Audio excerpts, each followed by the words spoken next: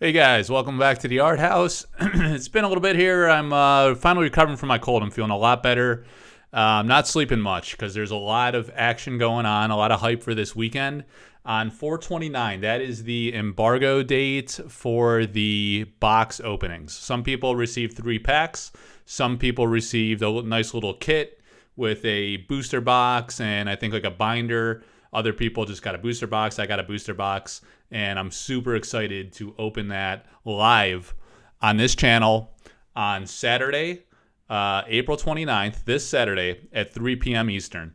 And I chose that time because we have, that's pretty good for East Coast, mid-afternoon.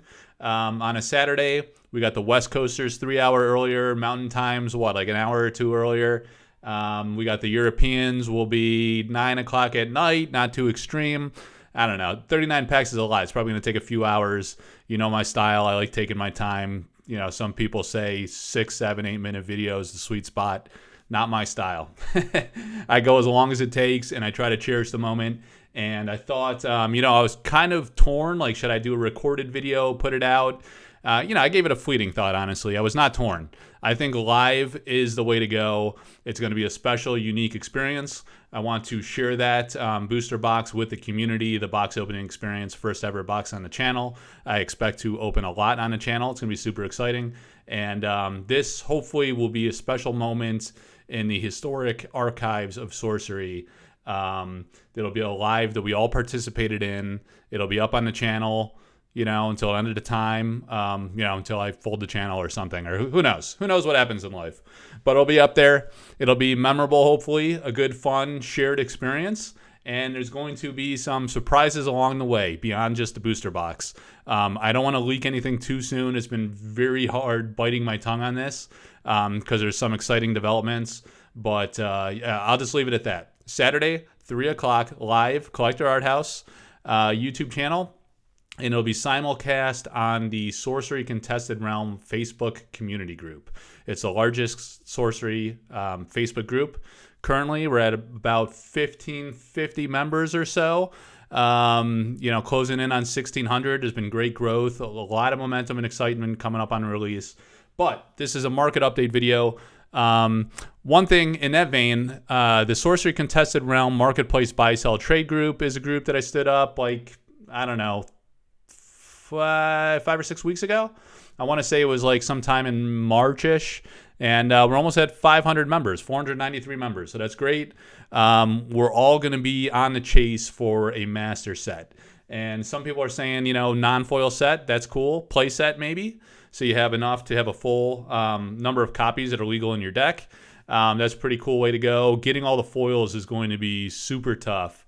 I just heard some of the guys are opening their guys and gals are opening their booster boxes and or packs, and I just heard that someone got 8 uniques in one of their boxes. Foils, there's probably a few per box. It's not a lot, but we should see a few in my opening and some of the others that we see on Saturday and Sunday. And it's just gonna be hard to get all 400 plus foils. This is a huge set, 800 plus cards. That's a crazy amount of cards. And the number of foils are a lot, and they're pretty hard and rare to pull. So, we'll do the best we can. We have a forum to buy, sell, trade. Shout out to one of the moderators, Vincent, did this Sorcery buy, sell, trade with the branded Earth icon there. Very Sorcery specific and cool. Nice little design. So, wanted to give him credit where credit's due. We changed that out recently. All right, so what I want to do, we'll go into sales data, but I wanted to go to the Sorcery Contested Realm community group. We just got a weird mugshot of Josh Allen, Bills quarterback. So yeah, a few updates. Here's the Alpha Booster Box live opening, Saturday, 3 o'clock. You got to be there. Be there on time, right at 3. I usually go live on time-ish or within 5 minutes if I have some light snags and technical difficulties, or I'm just shooting the shit with a guest. But yeah, we should be able to do that at 3. You'll want to be there right at the start. I want to set a tone from the beginning. So there's going to be some fun surprises right out of the gate. And then that'll set the tone for the experience. And it's going to be a unique one, maybe unlike any you've ever seen for a box opening. So let me leave it at that. I've kind of hype that up as much as I can. So there was this post today, one of the foils being pulled. I don't want to highlight on that because I don't know if it was uniformly communicated that Saturday is the embargo date. So there's been some early reveals, and I want to respect the company's wishes to try to keep that straight. All right, so a few updates. The reports are saying the boats are still on the water, but I think the company needs to verify with this website. It's like GameQuest something or other. It gives you a status on all these like new projects. I think they're Kickstarter projects that are coming out. And it says Eric Siriosa. So they misspelled Curiosa, which is blasphemy. Well, how could you do that? All right, so we have the alternate art that Elvira Shakarova is not fond of, but it's her own artwork, and it's amazing. And it's going to be it's either the pledge pack or the box topper. Either way, it's awesome. I was just kind of showing off some of the cards that are going to be in those box toppers. Here's the kind of set of it. And those, I think either all or most of those, maybe all of those are in foil. So when we do the box opening, we'll open the box topper. We'll see some foils right away. And then we'll see there's a special art card in there that lists all the artists, which is awesome because I'm pretty sure it's in chronological order like the website shows. And that's the order in which the artists were commissioned. So I want to say Andrea Modesti, I know for sure, Italian artist, is the first artist that was commissioned for Sorcery. I think Mikhail Nagy-Paul was first. And then there were some of the D&D era MTG artists, and they roped in some of their buddies. So it's really cool kind of seeing that batting lineup. That's a piece of history that not everybody's aware of. So we ran a few auctions, sample cards here. Again, this is Sorcery Contested Realm community group. So yeah, in the vein of sales, look, the winning bid on this was $275 for an exceptional sample card. Pretty solid. That's kind of where sample cards have stabilized, I think. We still have that floor of like 200-ish. You see ordinaries pretty routinely selling for. Exceptionals are varying between 250 to 300-ish, depending on the card. Popularity, meta relevance, artist. People just pick favorites for whatever their reasons are. These are niche collectibles. People that like the early history or want certain artist cards, certain power level cards, rarity cards, those types of things. So a lot of variability there. There's these beautiful hand embellished prints, a project I did with Elvira Shakarova. I did a feature on this, so I won't go into it too much, but this was my favorite of the group, the Mix Ignis. My favorite of the mixes, and she did this amazing crossover concept with this Melissa Benson gem or core card, as they call it now, which is those cards are real big time hits in the alpha product. So maybe we'll see those on stream on Saturday. I'm feeling lucky. I think we're going to have some awesome hits of some kind, but you really can't go wrong with Sorcery. It's all going to be great. So that was a beautiful job by Elvira. Showed a few of those, the whole set of those, and she did a series with the gilded borders. So that was pretty cool. Some videos and things. And Ian Miller artwork. Apparently, one of the MTG art collector guys came in and said that this is like a book cover art, actually, that Ian did. But if you go to actually Collector Arthouse, let's just go on a little tangent here and go to Sorcery Cards Ian Miller. Right? So this isn't, in several cases in Sorcery, Eric has licensed pre-existing artwork. And we saw an example of that with Smokestacks of Knack. And I did or Knock, I don't know how you say that. But I did, if you go to Behind the Art, really cool page. I have all these Behind the Art feature articles where I've talked to the artists and got their story on how they came up with the art design concept. And I reached out to Ian Miller on that card because I thought, let me silence my phone. I thought this is a real cool artwork, right, by Ian. And if you click on that, you get the story. And this was for the cover of this book, The Global Politics of Power, Justice, and Death. So Ian told me he did like 3 or 4 renditions of this. I showed some of the alternate renditions that were not selected by the publisher. Ultimately, they selected this one that Eric ultimately selected for Alpha. And for one of the site cards, and that's it in full art version. Looks absolutely amazing, in full art. So these cards that are full art / foils are going to be incredible. Here's a funny quote from Ian Miller when he responded to me. He was like, he was trying to remember what the name of the book was. And he was like, Power of Politics or some such title. Serious tome, as I recall. He's got a very funny way of communicating, great sense of humor. All right, but without further ado, let's go to gettothepoint.com. I'm just kidding. It's 1030point.com. All right, so that is the site you want to check out for confirmed eBay sales. And if you find a listing that says best offer, then this is where you need to go to confirm what it actually sold for. So Sorcery Contested Realm is what we want to search for. And it's been, what, a couple weeks maybe since I did a video like this. And there's been a lot of recent sales, right? So I'm recording this on April 26, 2023. And this gets more interesting with time. As we reflect back months, years from now, and we see these prices, they'll either be shockingly high or low, inevitably. So it'll be very interesting to see what things were going for pre-alpha, just before alpha release. The boats are on the ocean, maybe at port. Maybe Eric needs to make a call to confirm. I don't know.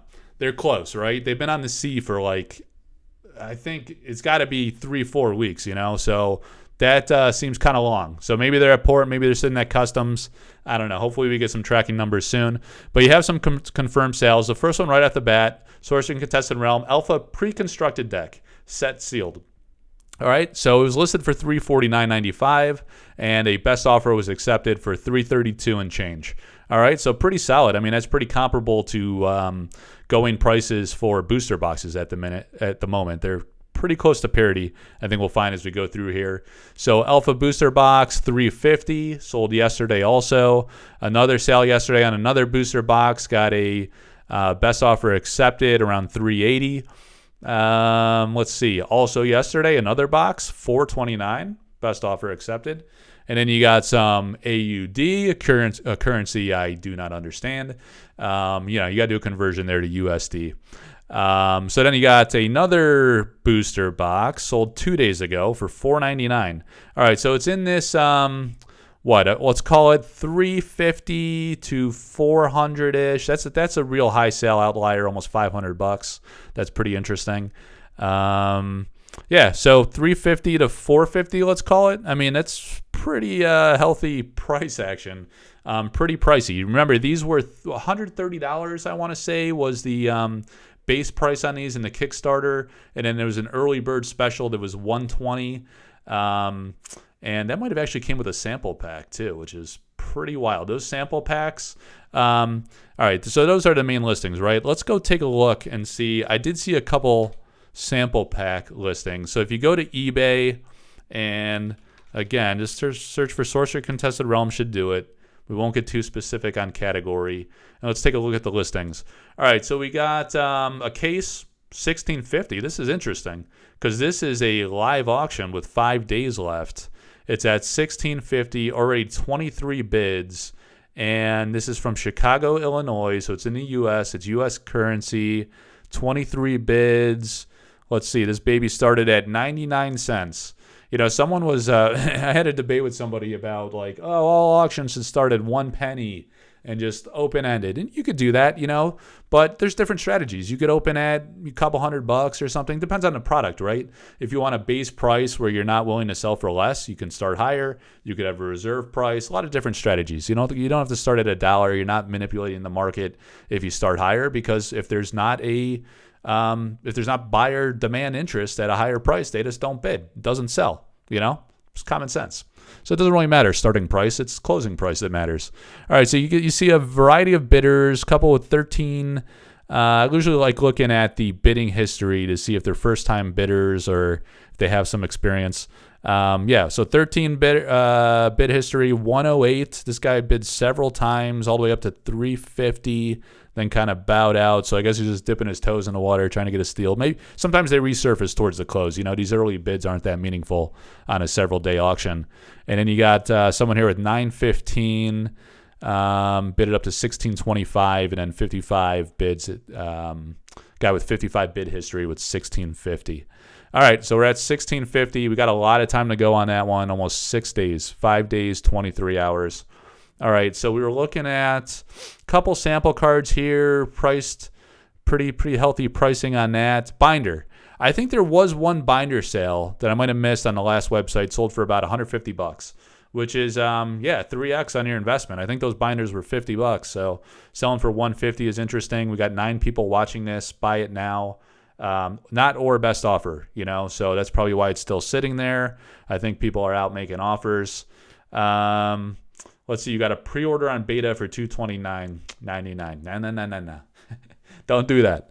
You can pre-order right now with Team Covenant till Sunday night at midnight, and yeah, it's like $150, right? So if you're in the U.S., that's a price that makes sense at the moment. There'll be more retailers, more opportunity potentially. We don't know what allocations will look like. We don't know the size of the print run, but yeah, there'll be opportunity. You don't need to pay $230 a box. I don't think. I think you'll get better pricing.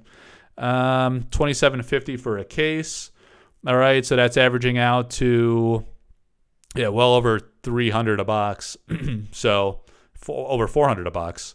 So that's it has an or best offer. So it's sitting out there. All right, here we go. Sample pack. So one sample pack, nice little picture that I think the company had previewed. These are price or best offer. So $2,200 for one pack. Interesting. 15 cards. It's not crazy, I guess. I mean, like $200 a pop quickly adds up on 15. You're over $2,000. Well over $2,000 in a heartbeat.